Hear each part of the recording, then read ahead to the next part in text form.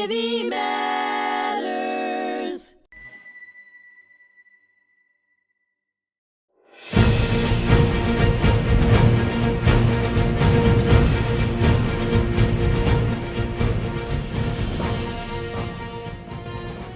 Hello, and thank you for joining me today. I'm your host, Richard Acritelli, and on today's podcast of The Fog of War and Humanity, brought to you here by hmTv, my special guest is Miguel Logreira, will join me for a conversation about his military experiences over more than 2 decades of service to this nation.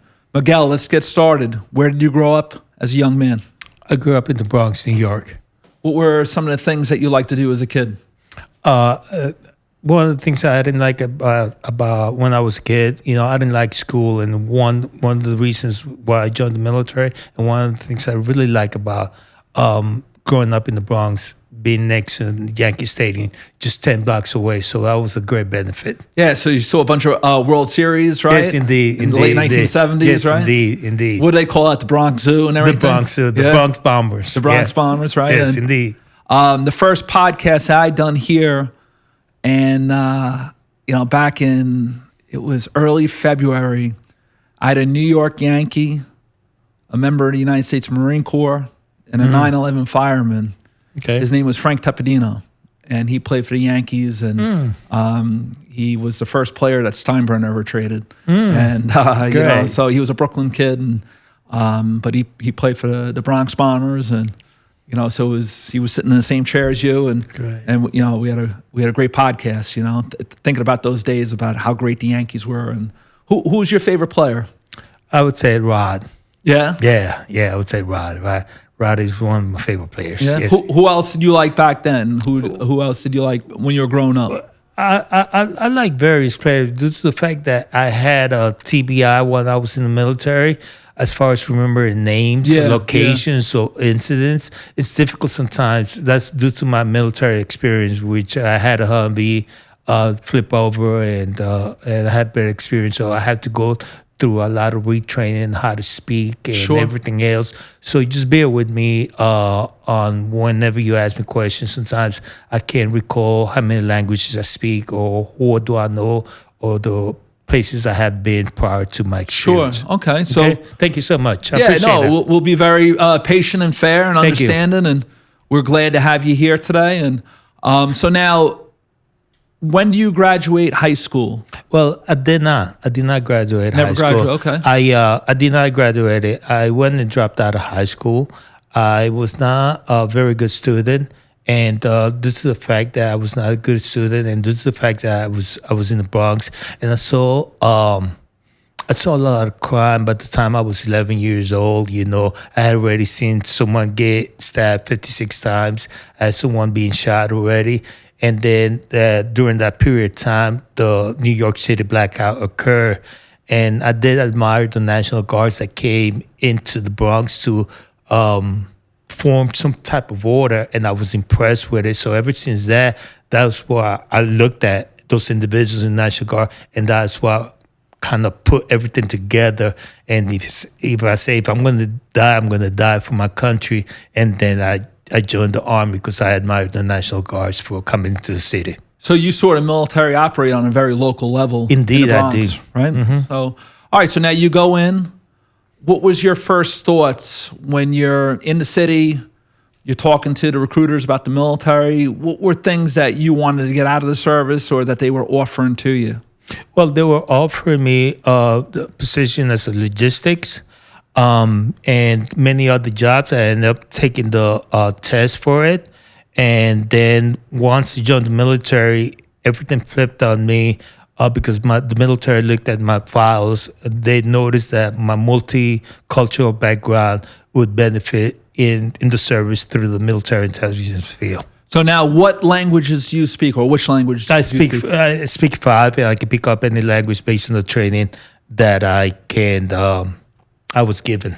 So for a Bronx kid, a New York City boy who says that he was not a very good student, that's a pretty brilliant ability to handle many different languages and how they're spoken and understood and everything, right? That's Indeed, pretty impressive, right? Indeed, I totally agree with you, but I do want to say that, the Bronx was perhaps the basic training of my life before I joined the military and the basic training, because that taught me a lot.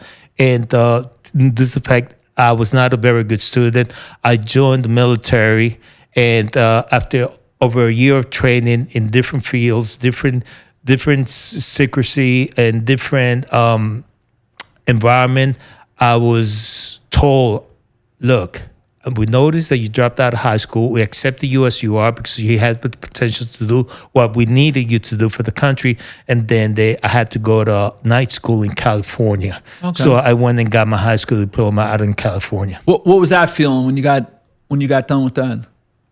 The feeling of getting my high school diploma? Sure, it was amazing, though, because, I said to myself, I started building confidence within myself, and I said, wow, I survived a year in the military between basic training, IT, and other specialties.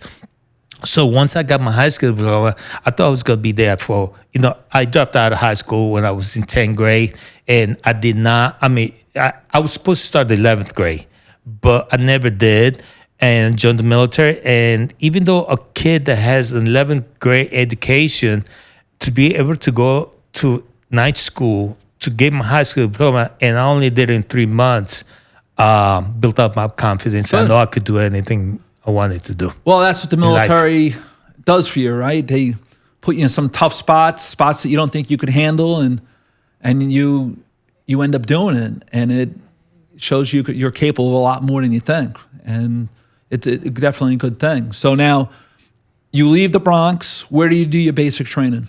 I did my basic in Fort Jackson.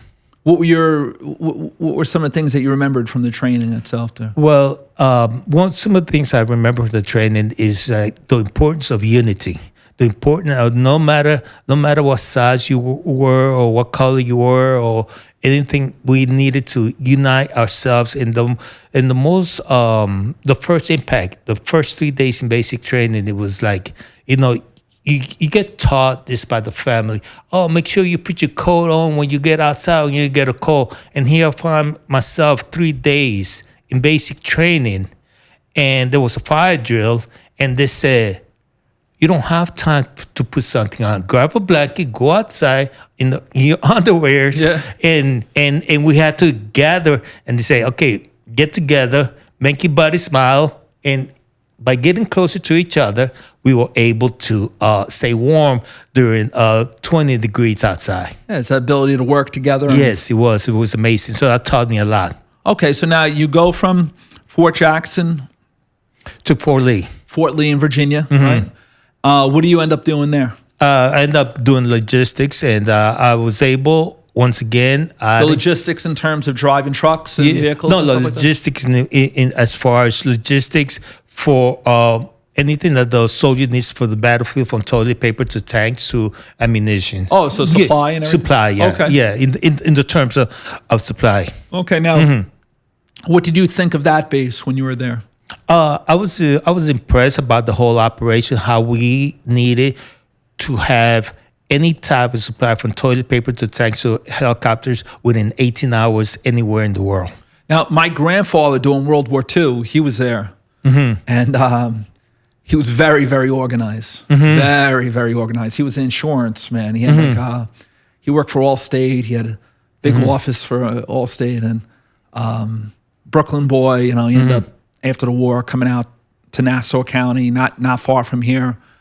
And I remember when I was younger, he'd be listening to 880, 1010 Winds, and you'd hear all the news reports, and he would be doing all his paperwork. And then he had this big filing cabinet, and he kept everything filed on everything, to the amount of money he spent, bills, work, expenses.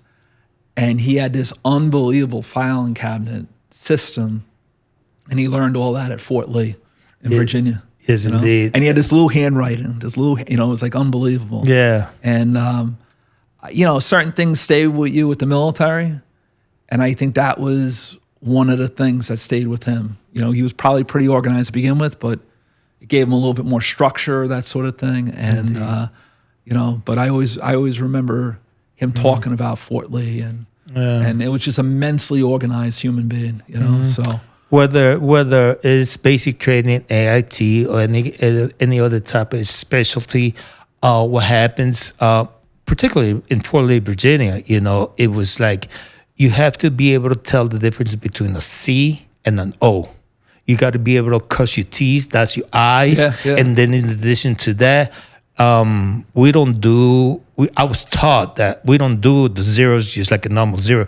We do the zero and then we just draw a line across it. So that tells the difference. You be able to tell the difference between a zero and an O. Okay. All right.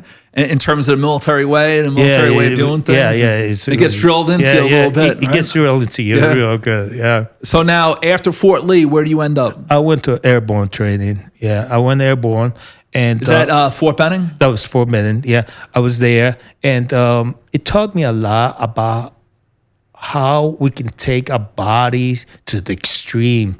And discipline was very, very, very it was like discovering parts of my body, of my character, of my attitude that I didn't think I could do before. Like during basic training, it was not as simple as we didn't have to do pull-ups. But in airborne training, I had never done any pull-ups in the military. When I was a civilian, I was a kid, and I was able, by the time I finished there, I was able to do at least 15. You know? You got to retrain your body. Yeah, you have to retrain your body, and you got to make sure you add a sense of humor into life. You got to, you know, there's this ideology. You can't always take the military completely 100% seriously either. You know? No. You know, you got to put a little bit joke in it. You know, so we joked around, hey, listen, if that parachute doesn't open, you know, you land, you get back up and try it again. Yeah, you know, a sense of humor, a sense of humor. And Benning was a big place. Yes. It was hot. It was so hot when there during the summer. It was so hot that they would take water hoses and just spread us with water because it was extremely hot. So, you know, that I got to discover a lot about unity and teamwork. Did you have any instructors that were older from like World War II, from Korea, Vietnam? From Vietnam, yeah, Vietnam. And one of the things I began to notice at a very young age is that how different of a man they were compared to my own biological dad, which, you know, and then my stepdad as well, which, you know, that's one of the reasons why I joined the military.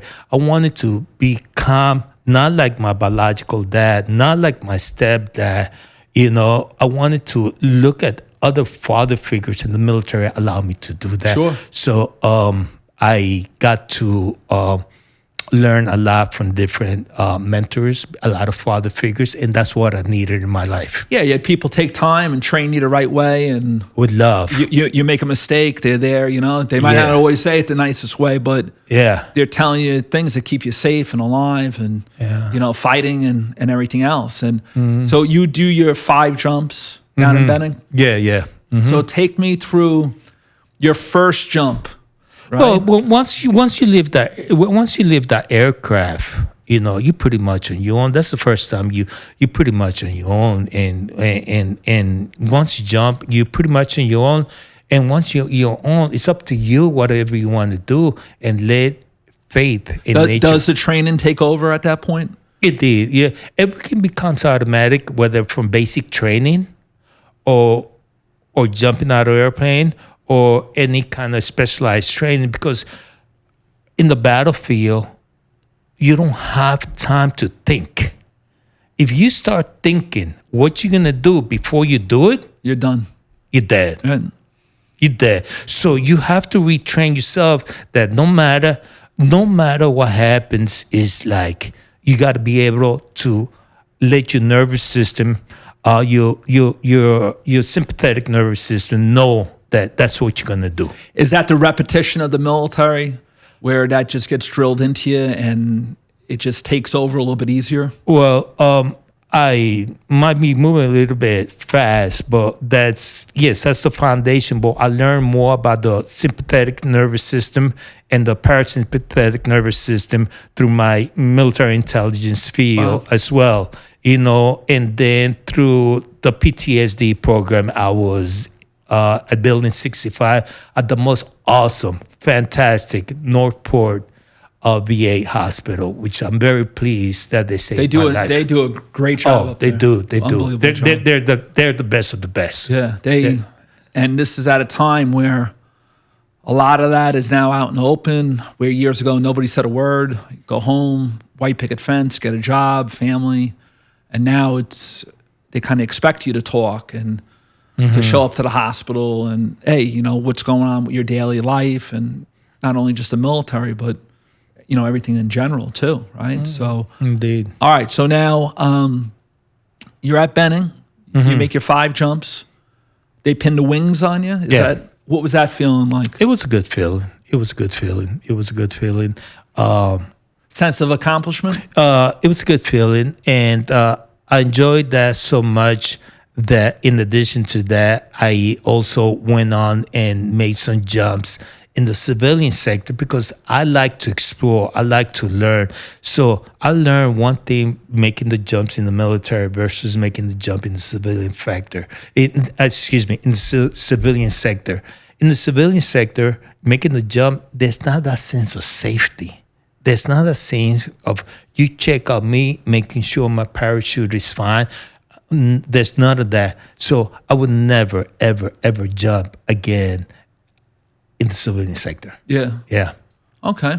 Now, when you go to Benning, you graduate, where do you end up after that? I went to Fort Ord, California. And that's your language training? Yeah, that's Monterey Beach? That's where I was stationed at Fort Ord, next to the military defense language aptitude. How do you end up there? How do you... due to the fact that I come from a different background. I'm so multicultural that sometimes people ask me, where are you from? I find it difficult to put myself in the position where I'm particularly of one race, one ethnicity and everything. My ancestors are from Lebanon, and my other ones in the side of the world, my mother is from Portugal. And then my father was a petroleum engineer, so that allowed me to visit many countries before I was 10 years old, such as Venezuela, Colombia, Brazil, and then in addition, we would go to Lebanon to see my father's side of the family, and we'd also go see my family from my mother's side of the family. So covered a lot of miles. Right? Yes, indeed. Well, back then they didn't have that, but my father's company will go ahead and pay for everything, and that gave me the ability to go ahead and learn from my Arabic family that it's about being loud, and then from the Portuguese family that allowed me to understand that it's all about kindness and respect. And then when I was in Venezuela, Brazil, Colombia, my father would say, you got to get to know the locals. So every time we had summer vacation, we would go to this country wherever he needed to go. I went there, and what happened was I would go ahead and take classes there during the summer, get familiar with the culture, so I can.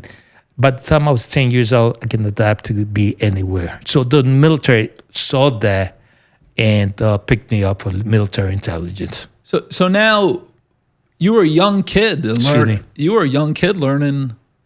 some of these languages and absorbing them. Yes, I was. And you had something in you for you to, because that's not an easy thing to do. No, I would say it's a benefit, and at the same time it's not benefit.